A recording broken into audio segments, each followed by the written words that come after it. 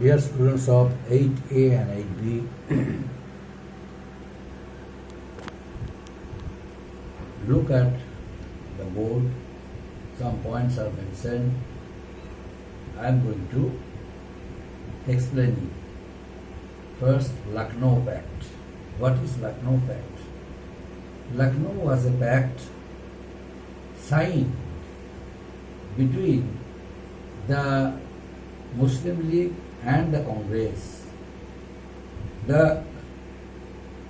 This pact of Lucknow was signed in the year 1916, marked two important historical developments.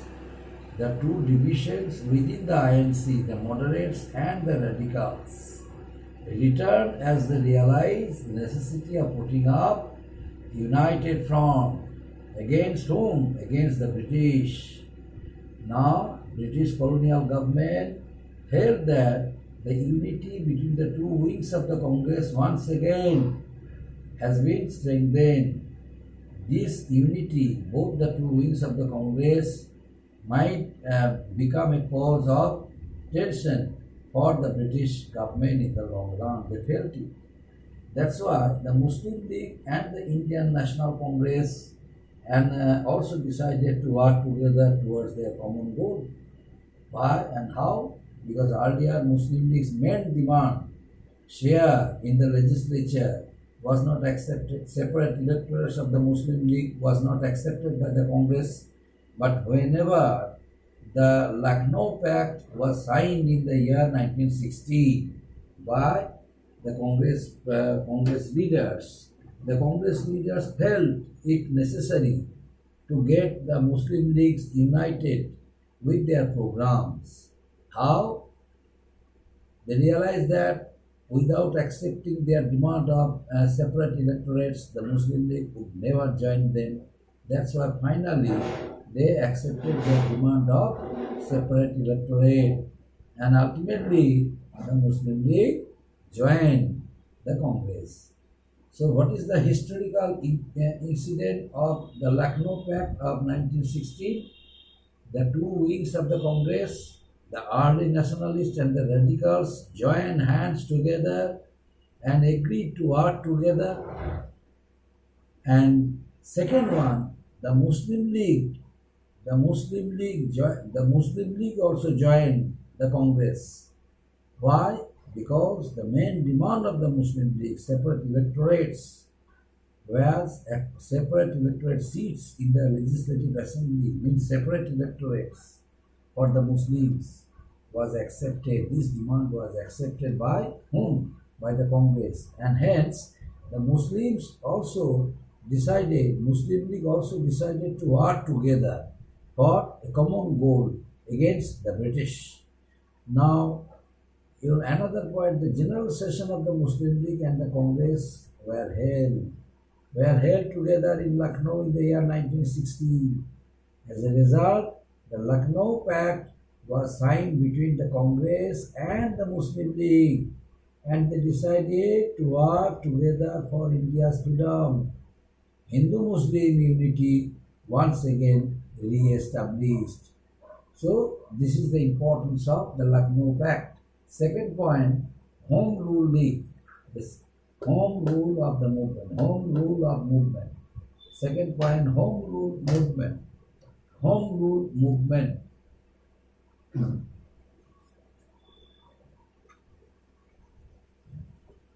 Second point, home rule movement. Now, who established home rule movement? Two political leaders, the famous leaders of our country. They established home rule movement separately and independently. The first one, Bal Gangadhar Tilak, established home rule movement, and then another one, Annie Besant, established another home rule league. So both of them established home rule movement. They started the home rule movement in our country. The name of the two leaders are Bal Gangadhar Tilak and another lady. She belonged to Ireland. She belonged to Ireland, Bal Gangadhar Tilak and Annie Besant. Annie Besant belongs to which country? Annie Besant belongs to Ireland. She was an Irish lady, but she was inspired by her countrymen in Ireland and decided to go to come to India for fighting, for fighting again, uh, for fighting against injustice done to them by the British government of India, and he, in support of the people, in support of the rights of the Indian people, Annie Besant started a separate home rule movement. So Bal Gangadhar Tilak started separate home rule movement, and Annie Besant also started a separate home rule movement. Now, what is the aim? What was the aim of the home rule movement? The aim of the home rule movement was establishing self-government, the demand of self-government. The demand of self-government, both of the two movements' main aims were uh, producing the demand of self-government, and by convincing the British to accept their demands, they would rule their country by themselves, but under British care. And until the British was accepting their demand, they decided to continue their movement throughout all parts of India. And at the same time, they decided to travel almost all parts of India. Bal Gangadhar Tilak traveled many cities of India and encouraged the people of India towards the program of his home rule movement. Annie Besant also followed the same technique, same method. She traveled a number of Indian cities and delivered good speeches in front of the people. People accepted her to be their leader, and ultimately they were attracted by the personality, the charismatic personality of Annie Besant, accepted her to be the leader of India, and extended their cooperation towards both the two leaders, Annie Besant and Bal Gangadhar Tilak. So Home Rule movement, Home Rule League movement also had become a great movement in our country. It was started in which year? In the same year when the Lucknow Pact was signed, in the same year 1916. Home Rule movements also were formed by the two leaders, Bal Gangadhar Tilak and Annie Besant. So, under the objectives of these both the two leagues, they decided to mobilize public opinion.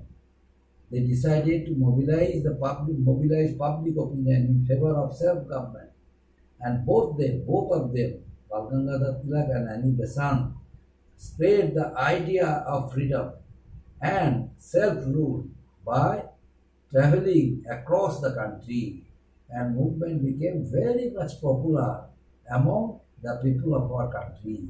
That's why Home Rule movement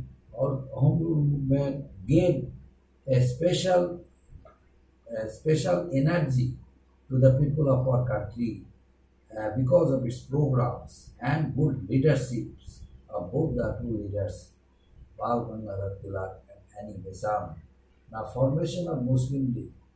Now, Muslim League, was formed in the year 1906 in Dhaka with the cooperation of the Muslim leaders, Aga Khan, political leader Aga Khan, and Nawab Salimullah of Dhaka, Nawab Mohsinul Mulk. They all unitedly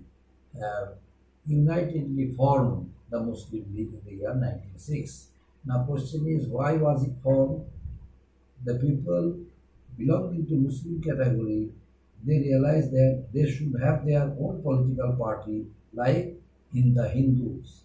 The Hindus had their political parties, the All India National Congress.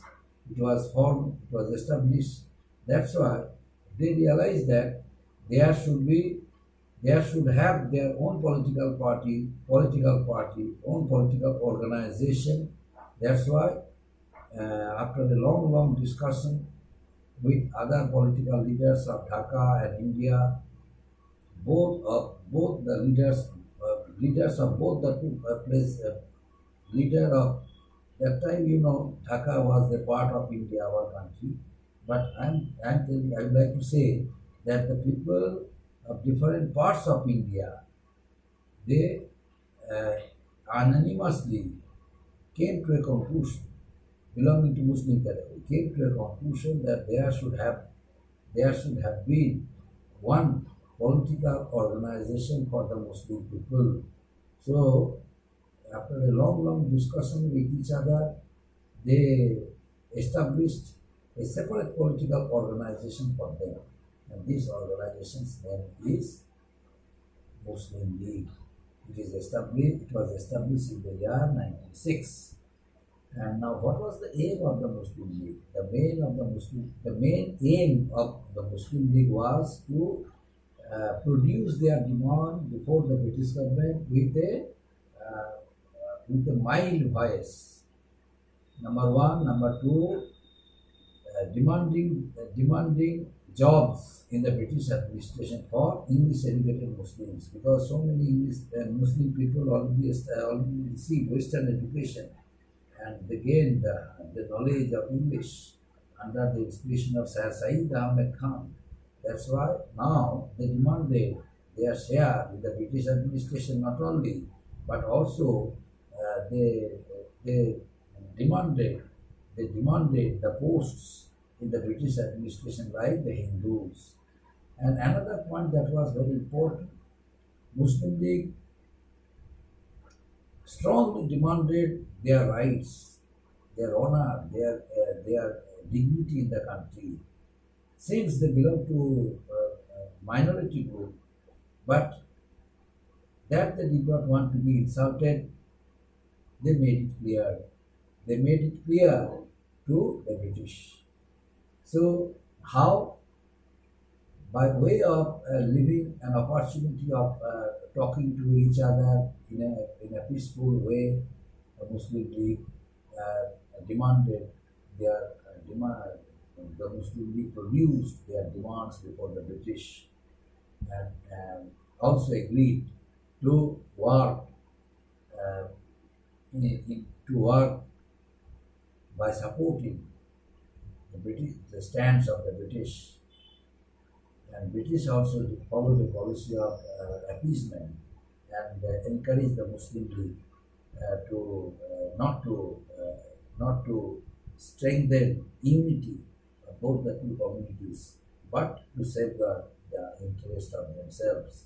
That's why Muslim League Muslim League, after its establishment, did not get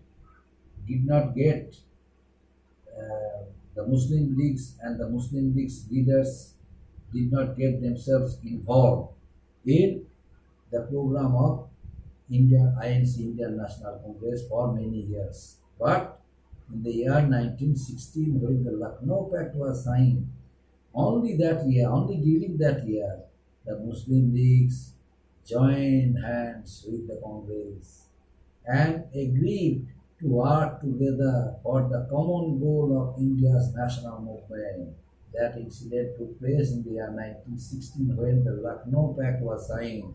That's why the Lucknow Pact, you have to keep it in your mind, the Lucknow Pact is very important. It was signed. Now, next point, role of the nationalists. A number of Indian nationalists, they contributed a lot. They sacrificed their lives for the cause of India's national movement, for the cause of India's freedom movement, for the cause of India's national identities. The people who were not treated impartially, the nationalists protested it. They organized movements, agitations, and forced the British to treat all the Indians equally and impartially. So by this way, the nationalists played a vital role in the country and established their influence over Indian politics. And as a result of it, the British government realized that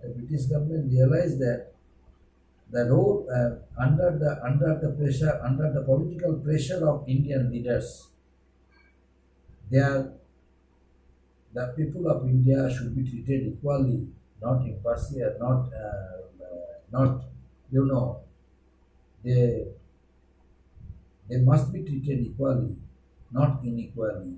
That's right. They follow the policy of equal treatment for each and every people, whether they were each and every person, each and every Indian, whether the people were, rich, poor, high, low, educated, uneducated. The British decided to treat them equally.